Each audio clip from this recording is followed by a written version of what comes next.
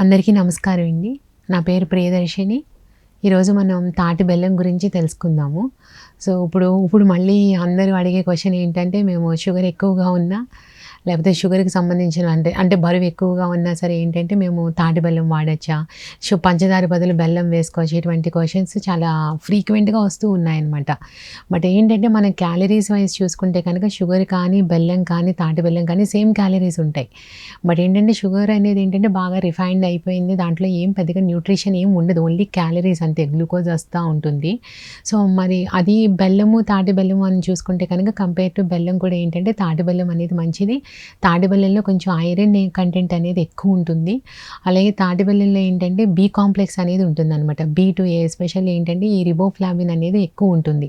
So, ఇప్పుడేంటంటే మనం ఎవరికైతే ఫ్రీక్వెంట్‌గా ఈ నోటి లోపల పుళ్ళు కానీ లేకపోతే కనుక మౌత్ అల్సర్స్ అంటాం కదా! అటువంటివి ఏదైనా వచ్చినా సరే తాటి బెల్లం అనేది కొంచెం తీసుకుంటే దాంట్లో బి కాంప్లెక్స్ ఎక్కువ ఉంటుంది కాబట్టి వచ్చే అవకాశాలు ఎక్కువ ఉంటుందనమాట.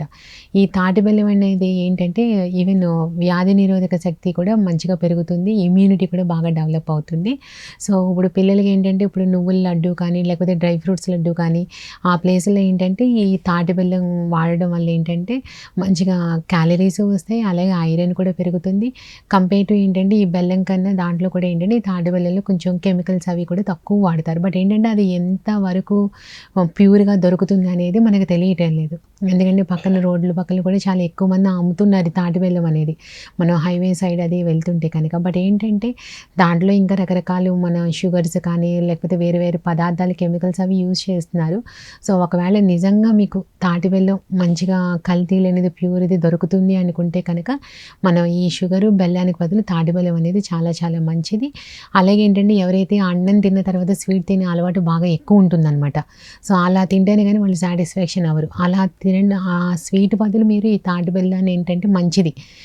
మీకు కనుక దొరికితే కనుక అదేం చేస్తారంటే మంచిగా చిన్న చిన్న పీసెస్ కింద కట్ చేసుకొని క్యూబ్స్ లాగా కట్ చేసేసుకొని ఒక సీసాలో పెట్టుకుంటే సో, మనకి లంచ్ అయిన తర్వాత కానీ డిన్నర్ అయిన తర్వాత ఎవరైతే స్వీట్ తినాలి అనుకుంటున్నారో అలవాటు ఉన్నవాళ్ళు ఈ తాటి బెల్లం తినడం వల్ల మంచిగా డైజెషన్ కూడా అవుతుంది.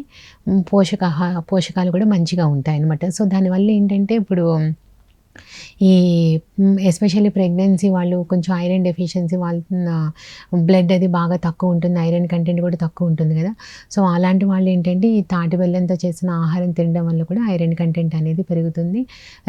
హిమోగ్లోబిన్ పర్సెంటేజ్ కూడా పెరిగే అవకాశాలు ఉంటాయన్నమాట. బట్ ఏదైనా సరే ఏంటంటే ముందు చెప్పుకున్న సిరీస్ లాగా ఏంటంటే ఏదైనా ఎక్కువ తింటే అతి చేస్తే కనుక అది ఎవరికైనా సరే ప్రమాదం. చాలా లిమిటెడ్ క్వాంటిటీలో తీసుకోవాలి. అలాగే ఏంటంటే ఎస్పెషల్లీ ఆడపిల్లలు ఏంటంటే ఇప్పుడు కాల్షియం బాగా తక్కువ ఉంటుంది. అలా అనేసి మనం ఇప్పుడు వేరేవి కాల్షియం పదార్థాలు పాలు అది తీసుకొని ఇప్పుడు హార్మోనల్ చేంజెస్ ఇవన్నీ చెప్తున్నాం. సో, ఇప్పుడు ఏంటంటే ఇప్పుడు ఆ నువ్వుల లడ్డు కానీ అటువంటివి ఏదైనా చేసినప్పుడు ఈ డ్రై ఫ్రూట్స్ కాంబినేషన్ చేసుకున్నప్పుడు ఈ తాటి బెల్లాన్ని వాడి ఆ నువ్వుల లడ్డు లాగా చేసి ప్రతిరోజు ఇవ్వడం వల్ల కూడా మంచిగా ఈ ఐరన్, కాల్షియం కానీ సమపాలల్లో అలా వెళ్తూ ఉంటుంది. దానివల్ల ఏంటంటే కొన్ని రకాల సమస్యలను కూడా మనం నివారించుకోగలుగుతాం. సో, మనం ఈ కాఫీ, టీల్లో కూడా మనం ఈ తాటి బెల్లం అనేది వాడొచ్చు. బట్ షుగర్ అనేది ఏంటంటే కంట్రోల్‌లో ఉన్నప్పుడు ఈ తాటి బెల్లం వాడొచ్చు. బట్ ఏంటంటే అన్‌కంట్రోల్డ్ షుగర్స్, హై షుగర్స్ 300, 400 ఉన్నప్పుడు ఈ తాటి బెల్లం కూడా తీసుకోకపోవడం అనేది ఉత్తమమైన పద్ధతి.